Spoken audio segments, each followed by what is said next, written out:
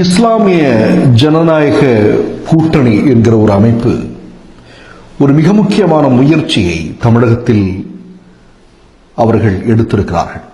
அதில் அவர்கள் முன்வைக்கக்கூடிய மிக முக்கியமான தீர்மானங்கள் அப்படிங்கிறது 2021 சட்டமன்ற தேர்தலில் அனைத்து இயக்கங்களையும் கட்சிகளையும் ஒன்றிணைத்து 22 தொகுதிகளில் குறைந்தபட்சம் போட்டியிடுவது. அதாவது அவர்கள் அனைத்து இயக்கங்களும் கட்சிகளும் என்கிறது சொல்றது இஸ்லாமிய இயக்கங்கள், பல்வேறு கட்சிகள் பல்வேறு இயக்கங்கள் இஸ்லாத்துக்குள்ள இருக்கு இல்லையா, இவர்களை எல்லோரையும் இணைத்து குறைந்தபட்சம் 22 தொகுதிகளிலாவது போட்டியிடுவது என்கிற ஒரு விஷயம். இரண்டாவது, 22 தொகுதிகளில் நம்மை ஆதரிப்பவர்கள் அவர்களை மற்ற 212 தொகுதிகளில் அவர்களை ஆதரித்து அவர்களை வெற்றி பெறச் செய்வதற்கு போராடுவது. இது இரண்டாவது செய்தி. மூன்றாவதாக, இப்போது தேர்தல் நெருங்க இந்த இஸ்லாமிய பல்வேறு கட்சிகள் தனித்தனியே மாநாடுகள் நடத்தி தன்னுடைய இருப்பை அல்லது செல்வாக்கை காட்ட முயற்சி செய்வார்கள்.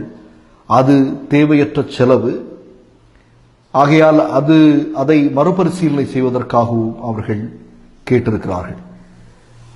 அடுத்ததாக மிக முக்கியமான விஷயம் என்பது சமீப காலமாக, குறிப்பாக கடந்த 7 வருடங்களாக இஸ்லாமியர்களை குறிவைத்து ஆபத்துக்கள் நிறைந்த சதிவலைகள் பல்வேறு நேரங்களில் பின்னப்பட்டு வருவது, அதிலிருந்து நம்மை எப்படி காப்பாற்றுவது போன்ற விஷயங்களை பற்றி அந்த கூட்டத்தில் விவாதிக்கப்பட்டதாக ஒரு தகவல் நமக்கு வந்து சேர்ந்தது. நான் அதில் கூடுதலாக சில விஷயங்களை கூட சொல்லலாம் என்று நினைக்கிறேன். அவர்கள் எடுத்திருக்கக்கூடிய அந்த முயற்சி பாராட்டுக்குரியது.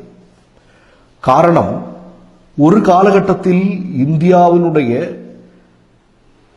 மிக முக்கியமான எதிர்க்கட்சியாக இருந்தவர்கள் இன்றைக்கு அந்த சுவடே தெரியாமல் மாறியிருக்கிறார்கள். குறிப்பாக இந்தியாவினுடைய மிக முக்கியமான அதிகாரங்களில் இஸ்லாமிய மக்கள் தொகையோடு ஒப்பிடும்போது இஸ்லாமிய மக்கள் எந்த அளவுக்கு பிரதிநிதித்துவம் அதில் இருக்கிறது என்றால் மிக மிக மிக மிக மிக குறைவாக இருக்கிறது. இது நான் வெறுமனே இஸ்லாமிய மக்களுக்கான பதிவாக மட்டும் நீங்கள் சுருக்கிவிட பார்க்க வேண்டாம். இது தாழ்த்தப்பட்ட விளிம்பு நிலையில் இருக்கக்கூடிய ஒடுக்கப்படுகிற மக்களுக்கு எல்லோருக்கும் இந்த பதிவு பொருந்தும் என்பதை நான் இந்த இடத்தில் வலுவாக பேசிக்கொள்ள விரும்புகிறேன். 2011 தான் கடைசியாக சென்செக்ஸ் மக்கள் தொகை கணக்கெடுப்பு தமிழகத்தில் எடுக்கப்பட்டதாக எனக்கு ஒரு நினைவு. அந்த நேரத்தில் தமிழகத்தில் இஸ்லாமிய மக்கள் தொகை என்பது ஏறத்தாழ 58 லட்சம் என்று நினைக்கிறேன். இப்போது அது ஏறத்தாழ 70 லட்சமாக மாறியிருக்கும் என்பது திண்ணம். அப்படி 70 லட்சமாக இருக்கக்கூடிய மக்கள் தொகை வரக்கூடிய தேர்தலில் அவர்களுடைய பங்கு என்ன? வெறுமனே மற்ற கட்சிகள் வாக்குகளுக்காக இவர்களை பயன்படுத்துவது காலங்காலமாக நடப்பதும், பல்வேறு இன்னல்களோ பிரச்சனைகளோ வரும்போது பூடகமாக அல்லது மேலோட்டமாக இவர்களுக்கு ஆதரவு தெரிவிப்பது போன்று ஆதரவு தெரிவிப்பதும், ஆனால் உண்மையில் உள்ளடி வேலைகளை செய்யக்கூடியவையால்தான் பெரும்பாலான கட்சிகள் இருக்கின்றன. இவற்றை அடையாளம் கொண்டு தங்களுக்குரிய பிரதிநிதித்துவம் தரக்கூடிய கட்சி எது, அவற்றுக்காக எப்படி போராடுவது, தங்களுக்கு எவ்வளவு இடங்கள் வழங்கப்படும் என்பது போன்ற விஷயங்களை தான் இந்த கூட்டணி பரிசீலித்து வருகிறது. இதற்காக அவர்கள் இஸ்லாமிய இயக்கத்தினுடைய ஆரம்பகால இயக்கமான முஸ்லீம் லீகிலிருந்து இன்று வரையிலும் இருக்கக்கூடிய பல்வேறு கட்சிகளுடன் பேச்சுவார்த்தைகள் நடத்தி கொண்டிருக்கிறார்கள்.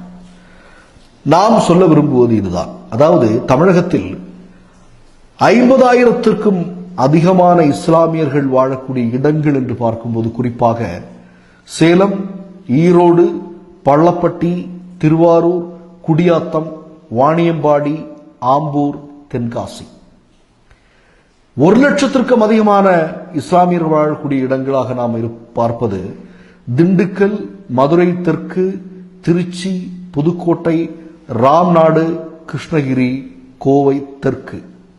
அதேபோன்று 2 லட்சத்திற்கும் மேற்பட்ட இஸ்லாமியர்கள் வாழக்கூடிய இடங்கள் அப்படின்னு பார்த்தீங்கன்னா தஞ்சாவூர், அதை ஒட்டிய சில பகுதிகளில் அதிகமான மக்கள் வசிக்கிறார்கள். சுமார் 7-7.25 கோடி என்று நினைக்கிறேன் தமிழக மக்கள் தொகையில் இஸ்லாமியர்கள் மட்டும் ஏறத்தாழ 9 முதல் 10% பேர் இருக்கிறார்கள். அதாவது சுமார் 70 லட்சம் பேர்.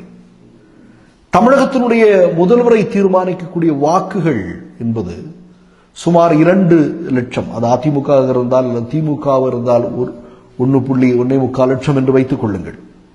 68 அல்லது 70 லட்சம் வாக்குகள் உள்ள இஸ்லாமியர்களால் சராசரியா நீங்க ஒரு கணக்கு போட்டீங்கன்னா ஒரு 35 - 40 இடங்கள் அவர்கள் கேட்டு பெற முடியும். ஆனால் என்ன நிலைமை என்றால் ஒரு 5 இடங்களில் கூட அவர்களால் வெற்றி பெற முடியாத சூழலைத்தான் கடந்த காலங்களில் பார்க்கிறோம். அதற்கு மிக முக்கியமான காரணம் என்பது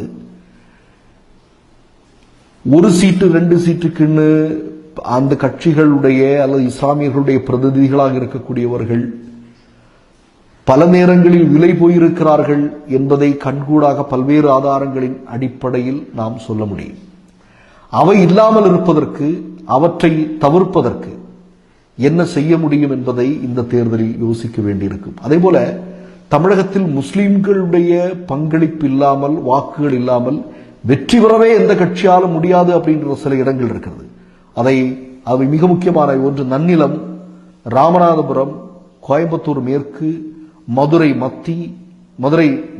மத்திய பகுதி, திருச்சி, சேலம், அரவக்குறிச்சி, குடியாத்தம், ராணிப்பேட்டை, ஆற்காடு, துறைமுகம், முதுகுளத்தூர், ஆயிரம்விளக்கு, திருவல்லிக்கேணி, எக்மோர், சென்னை பூங்கா நகர், ராயபுரம், திண்டுக்கல், நத்தம், அறந்தாங்கி, பாளையங்கோட்டை, திருச்செந்தூர், ஆம்பூர், வாணியம்பாடி, கடையநல்லூர் போன்ற இடங்கள் இஸ்லாமியர்களுடைய வாக்கு இல்லாமல் இந்த இடங்களில் வெற்றி பெறவே முடியாது எந்த கட்சியாலும். ஏறத்தாழ 25 இடங்கள். அப்படி என்றால் கருவேப்பலையாக இந்நாள் வரையிலும் பயன்படுத்தப்பட்டு வந்த இஸ்லாமியர்கள், குறிப்பாக நான் திரும்பவும் சொல்றேன், இது இஸ்லாமிய மக்களுக்கான மட்டும் பதிவல்ல. ஒடுக்கப்பட்ட விளிம்பு நிலையில் இருக்கக்கூடிய உழைக்கக்கூடிய மக்கள் தொடர்ந்து வாக்குகளுக்காக மட்டும் கருவேப்பிலையாக பயன்படுத்தக்கூடிய கட்சிகளுடைய மத்தியில் தங்களுக்கான பிரதிநிதித்துவத்தை பெறுவது நீங்கள் உங்கள் வலிமையை தெரிந்திருக்க வேண்டும். குறிப்பாக தலைவர்களுக்கு பின்னால் அணிதிரள்வது என்பது சரி, அது அவர்களுடைய விருப்பம். ஆனால் தங்களுக்கு கிடைக்க வேண்டிய பிரதிநிதித்துவத்தை எந்த தலைமை அதற்காக போராடுகிறதோ அல்லது அதற்காக முயற்சிகளை மேற்கொள்கிறதோ அவற்றுக்கு பின்னால் அணிதிரள்வது என்பதுதான் இனி வரக்கூடிய காலகட்டங்களில் மிக முக்கியமானதாக இருக்க முடியும். குறிப்பாக நான் எதற்காக இவர்களுக்காக இப்படி பேசுகிறேன் என்றால், கடந்த 7 வருடங்களாக சங்க பரிவாரங்கள் திட்டமிட்டு பல்வேறு மாநிலங்களில் எப்படிப்பட்ட சூழ்ச்சி வேலைகளை எல்லாம் செய்து கொண்டு வருகிறார்கள் என்பது நமக்கு தெரியும். அப்படி இருக்கும்போது அவற்றில் விட்டில் பூச்சிகள் போன்று விழாமல் தங்களை தற்காத்துக் கொள்வதற்கு இந்த ஒற்றுமை தேவைப்படுகிறது என்பதை திரும்பவும் வலியுறுத்துகிறேன். மிக முக்கியமான விஷயம், நான் டாக்டர் அம்பேத்கர் அவர்களை இந்த இடத்தில் அவருடைய மிக முக்கியமான விஷயம் ஒன்றை பேசுவதற்கு நான் விரும்புகிறேன். டாக்டர் அம்பேத்கர் தலித் மக்களுடன் இணைந்து, நான் பிறந்தது இந்துவாக இருக்கலாம், ஆனால் ஒருபோதும் இந்துவாக சாக மாட்டேன் என்கிற பெயரில் பல லட்சம் மக்களோடு பல லட்சம் தலித் மக்களோடு இந்து மதத்தை துறந்து இன்னொரு மதத்தை தழுவதற்காக அவர் சிந்தனை ஆட்கொண்ட போது அவருக்கு முதலில் நினைவுக்கு வந்தது இஸ்லாமியர்கள், குறிப்பாக இஸ்லாமிய மதம். எதற்காக என்றால், இஸ்லாமிய மக்களிடத்தில் இருக்கக்கூடிய ஒற்றுமையை அவர் தலித் மக்களிடம் வற்புறுத்தினார். அது தேவை, அது நாம் கற்றுக்கொள்ள வேண்டியிருக்கிறது. ஆனால் அப்படி டாக்டர் அம்பேத்கரால் சொல்லப்பட்ட அந்த இஸ்லாமியர்களுடைய ஒற்றுமை அது இன்றைக்கு எந்த அளவுக்கு இருக்கிறது என்பதை அந்த சமூகம் சார்ந்தவர்கள், ஏன் நான் சொல்றேன் தெரியுமா, இந்த நேரத்தில் சொல்றதுக்கு கடந்த 7 வருடங்களாக குறிப்பிட்டு அந்த மதம் தாக்குதலுக்குள்ளாவதை போன்று மற்ற எந்த மதங்களாவது தாக்குதலுக்குள்ளாகுதா, இல்ல அந்த மக்கள் தாக்குதலுக்குள்ளாவதை போன்று வேற எந்த மதத்தை சார்ந்தவர்களாக தாக்குதலுக்குள்ளாகிறார்களா என்றால் இல்லை என்பதுதான் மிக முக்கியமான செய்தி. ஆகையால் இந்த வரக்கூடிய தேர்தலில் இவற்றை பற்றி யோசிப்பது மிக மிகச் சிறந்ததாக இருக்கும். இதுபோன்ற கூட்டணி தலைவர்கள் மேற்கொள்ளக்கூடிய முயற்சிக்கு நிச்சயமாக அதிகாரம், பணம், புகழ் இது போன்ற போதைகளை எல்லாம் தவிர்த்துவிட்டு அந்தந்த பாதிக்கப்படக்கூடிய மக்களுக்காக நீங்கள் களமிறங்குங்கள், மிகப்பெரிய வெற்றியும் மிகப்பெரிய எதிர்காலமும் நமக்கு காத்திருக்கிறது என்பதை இந்த நேரத்தில் பதிவு செய்து கொள்ள விரும்புகிறேன். மற்றொரு நிகழ்வில் சந்திப்போம். நன்றி, வணக்கம். மை நேம் இஸ் ரெட் சேனலை சப்ஸ்கிரைப் பண்ணிக்கோங்க. அதுக்கப்புறமா பக்கத்துல இருக்கிற ஜாயின் பட்டன்